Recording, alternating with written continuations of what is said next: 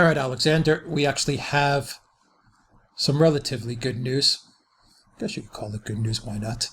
It's it's coming in from John Solomon. Actually, just the news. You sent me the article. British court rules against Christopher Steele. Orders damages paid to businessmen named in dossier. Court rules Steele's firm violated Britain's data privacy law by failing to aggressively check allegations in his dossier. So my quick 2-minute take on this. Steele's firm, Orbis Business Intelligence, they're going to pay a small amount, around 20,000, 23,000 in damages because the court ruled that his dossier was bogus. That's pretty much the summary of it.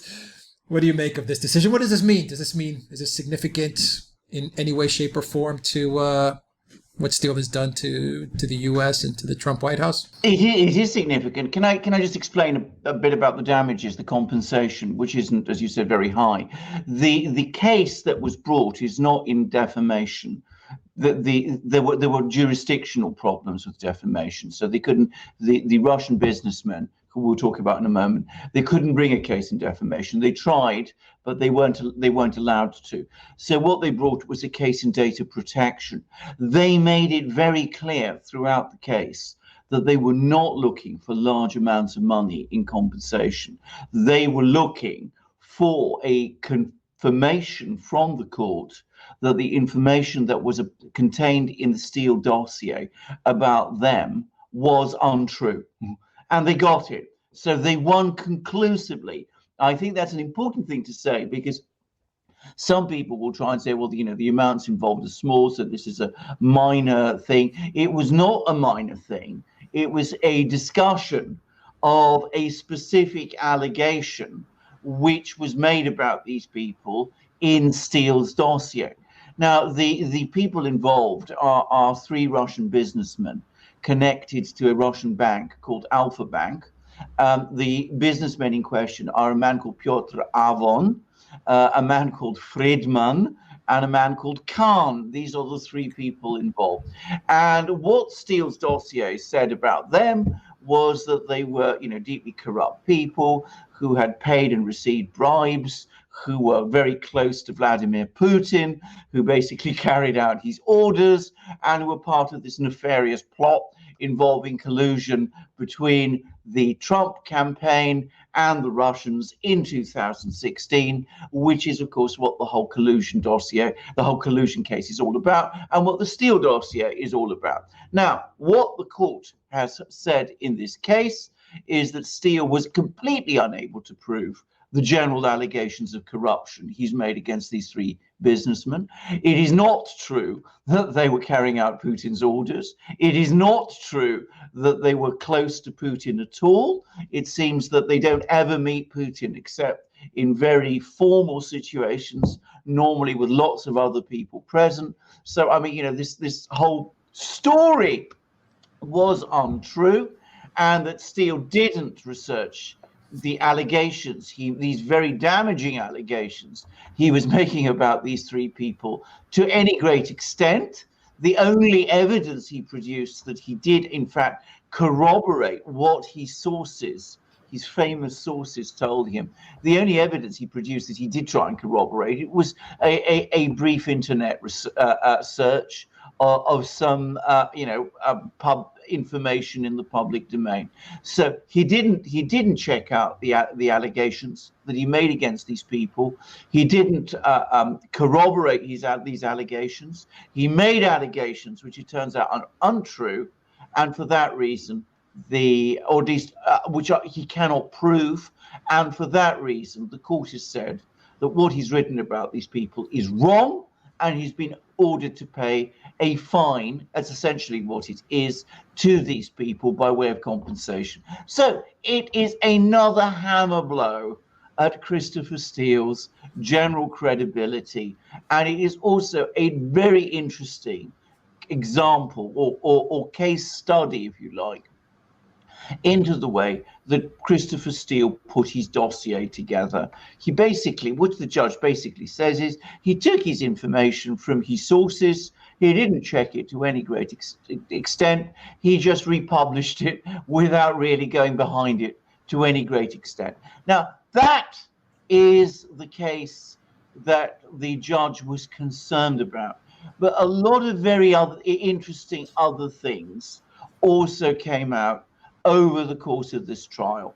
Firstly, one of these sources is one of the lawyers at Perkins Coie, who was a person who actually started this basic story that Alfa Bank was involved in some way. So one of the sources is American, not Russian at all, not necessarily the source of the specific allegations made here, but an American was putting in information into the Steele dossier. Secondly, Steele knew from a very, very early point that he was working for Hillary Clinton.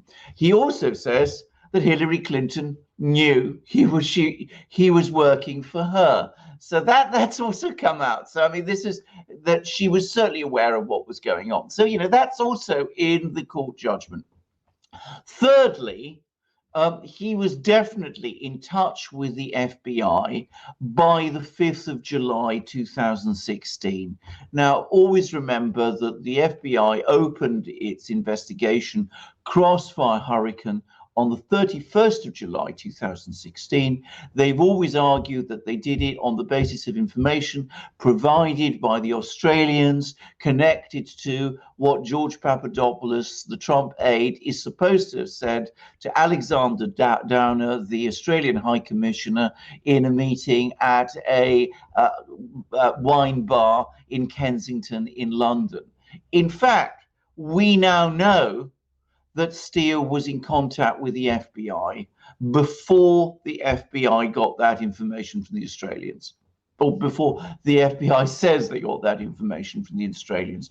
In fact, it turns out that Steele's contacts with the FBI have been a lot more extensive than I think we've realized up to now. Certainly, he also had contacts with other people in the Obama administration. Or if he didn't have contacts with these people, at least they knew about what he was doing. And amongst the people who knew what he was doing, there was Secretary Kerry, John Kerry, the Secretary of State, and Assistant Secretary Victoria Nuland. So lots of people knew about what Steele was up to. Lots of people knew who he was. He was in touch with the FBI long before, he says. Some of his sources, at least one of his sources, is now conclusively identified as an American. And last but not least, his research methods have been found to have been faulty by a High Court judge in the High Court in England on specific allegations he made against 3 Russian businessmen. So it's pretty awful, pretty damning overall. Yeah, he was making stuff up. I mean, let me go to the article, Alexander, from John Solomon real quick. The ruling involves a long discredited claim in Steele's dossier, repeatedly used by U.S. news media, that Russia's Alfa Bank, connected to Avin and Friedman, was transmitting secret messages between Moscow and the Trump campaign during the 2016 election.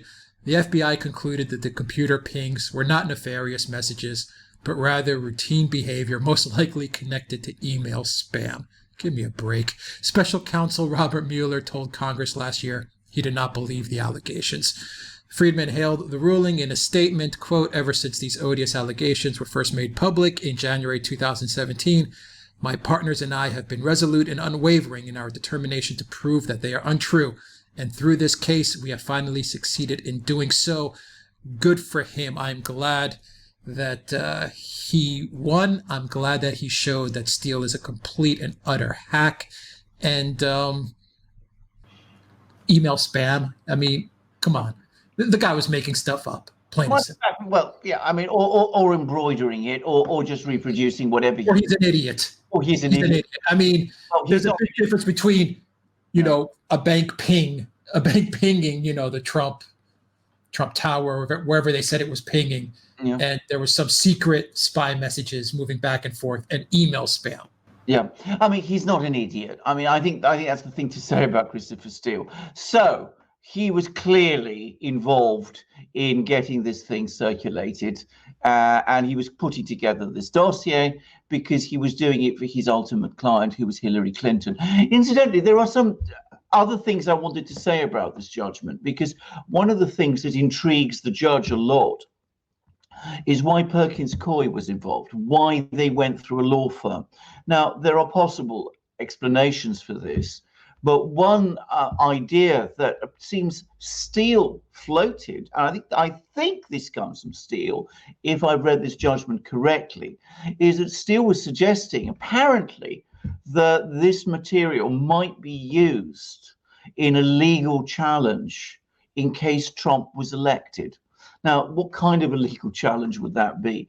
I presume either some kind of legal challenge in the Electoral College, or more plausibly in the Supreme Court if the results are very tight, or perhaps it was intended as, to help conceivable in impeachment proceedings. But that's, I think, quite an interesting revelation, actually. I'm not entirely sure I believe that, though, because I think that another reason why you might have used lawyers is because lawyers are very often used as middlemen for this kind of thing, because they're the kind of people who know how to keep you out of trouble. And that's one reason why Hillary Clinton and the DNC might have decided to use lawyers. But anyway, that was quite an interesting discussion by the judge, and apparently by Steele. But one thing that comes across to me very clearly from all of this is that Steele is certainly not an idiot. I mean, he was clearly fulfilling a mission. He was given a mission to come up with a dossier, and he came up with a dossier, and he was perfectly willing to cut corners to put this dossier together. And that's what this case says he did. I mean, he wasn't, remember, this is all about one allegation, but there's no reason to think that any other part of the dossier was any more exhaustively researched than this. And one other thing the judge says is that, of course, Steele seems to have destroyed all the primary information he was getting, in other words, emails, documents, whatever, almost as soon as he received it. So he was trying to keep a paper trail, not to have a paper trail. Again, that's not the actions of an unintelligent man. Yeah, I mean, I agree with you there. I'm not saying he's an idiot from that standpoint. He's not a smart guy. He's just, he was just making the whole stuff up, like Bernie Madoff, or these types of guys that come up with these Ponzi schemes, these highly intelligent guys, and they're ripping people off because they're just making stuff up. Invest in this company, look at our profits, like the Wirecard story that we did a couple of days ago. That's all Steele was doing. He was just making stuff up as he was going along, and the other people wanted to believe it. And they had the whole thing planned out so that they could believe it and get to Trump. And there you have it. You have the dossier. I wonder how many people actually did believe it. I'm very skeptical about that also. Tell me CNN and MSNBC. Well, all right. Some people there did. But I mean, I don't believe that, experienced, hard-bitten characters like Hillary Clinton, John Kerry, Victoria Nuland, and the people at the FBI really believe this rubbish. I mean, I that seems to me inconceivable, because you're absolutely right. This thing is spun out of thin air. I mean, it's like Enron or something. Exactly. I mean, it's just nonsense. And I can't believe, as I said, that it was really taken very seriously as evidence by the people who were at the receiving end of it. They were using it. They wanted a hit job.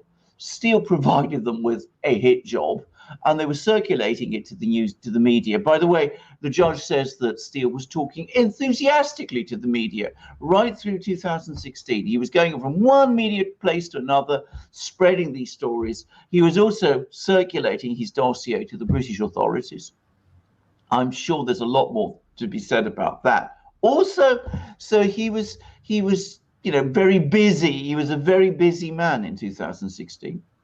Yeah. So look, I mean, to wrap it all up, Alexander, you know, at the end of the day, what this court case shows and what this verdict shows is that without a doubt, conclusively, this dossier was completely made up and fabricated. So the next time someone with a blue check mark on Twitter sits there and sends a tweet about how Trump is a Russian puppet and a Putin puppet, and just look at the Steele dossier and look at what Trump did there, just send them this judgment. Well, absolutely. I mean, the judgment just trashes it. I mean, I can't understand, by the way. Well, actually, I mean, I understand very well. But I mean, it's very interesting to see how there have been sections of the British media in the last couple of days which have been working overtime to try and rehabilitate Christopher Steele. There's been articles in The Guardian, articles, I think, in the Times of London, which have been, quote, citing information Christopher Steele has been providing.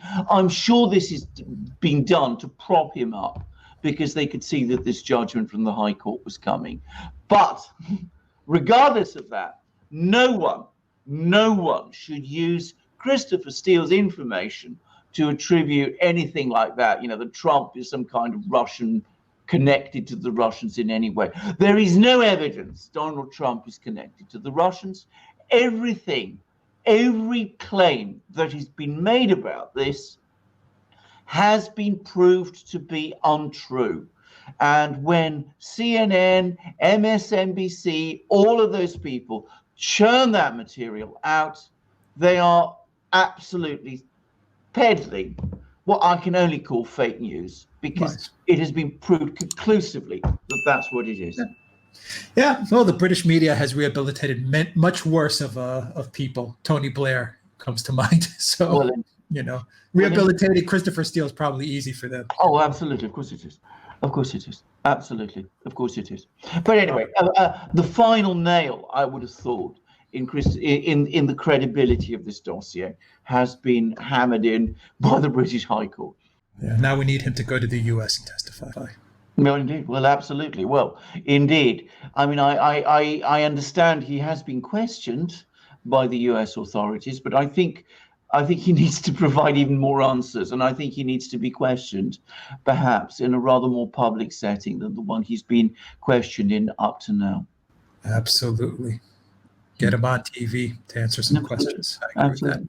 Absolutely. Let's hear the man speak. Yes. All right, Alexander Mercouris, editor-in-chief of Duran. Thank you very much. Guys, if you like this video, click on the subscribe button down below. Smash that like, drop us a comment. Please donate to us on PayPal, Patreon, and Subscribe Your donation really helps out this channel a whole lot. We appreciate your donations very much. And of course, go to the Duran shop, pick up some merchandise. We've got our brand new magic mugs, and I know Alexander has all kinds of different countries there, that different country designs. And well, indeed. These are two of our new ones. So you see Britain and the United States. I am, of course, British. I live in Britain, in London. I have British citizenship. And this is also the United States, the country that we talk about so much because, of course, it's the focus of so much of our discussions and debates today. And we've just done a story about Christopher Steele, which touches both on Britain and on the United States, two countries that are so close to each other, share the same language, share so many things in common politically, traditionally, legally, culturally, and yet so different in so many other ways also. And Britain is my home, and the United States, as I said, is the place I cover. But I have yet another mug just next to them at the moment. I've got all sorts of new mugs, by the way, and this is the country of my birth. You see the flag of Greece there, and I should say this is 11-ounce mug. I understand that some people like 11-ounce mugs. You could see the contrast. Well, there's the difference. Greece is smaller than the United States, which it is somewhat. And you see 11 ounces for Greece, 15 ounces for the United States. 11-ounce mugs, probably better for drinking very strong, thick, espresso type coffee as I do, because that's quite caffeine powerful, so you perhaps don't want to drink too much of it. They are all amazing mugs, every one of them. They're strong, light, beautiful to hold. They keep your coffee, your tea, your hot chocolate in perfect condition. And as you can see, all of these countries' flags, they are encompassed within the double-headed eagle of the Duran itself. Beautiful. Now, this is a beautiful thing, exactly. Our double-headed eagle, by the way, is not to be confused with the double-headed eagle of other places. It is our own double-headed eagle. It is because we look both to the east and the west. So there we go. And of course, we have lots of other great things in our shop too. We have shirts, polo neck shirts, V-neck shirts, T-shirts, long sleeved and short sleeved, all 100% cotton, all amazingly made, and there are many more coming. I'm ordering some myself because we need to stock with up. those designs. With these sort of designs. I'll show them again just to show you how great they are. So the United States and Britain there, and Greece here. So you'll be seeing them all very soon, and I'll be myself the proud owner, as you can be if you come to our shop. So shirts, amazing mugs, also other things, hats, hoodies and stickers, also ebooks. You can find them all in the Duran shop. You support the Duran by coming to us. Alex will tell you how. Just go to the duranshop.com. You'll find the link in the description box down below. And if you want to see your country's flag on one of the mugs, we're adding countries every other day as quickly as we can. Just drop me a line in the comment section and I'll try to get that country in there as well. Alexander Mercouris, thank you very much. Until next time, everybody, take care.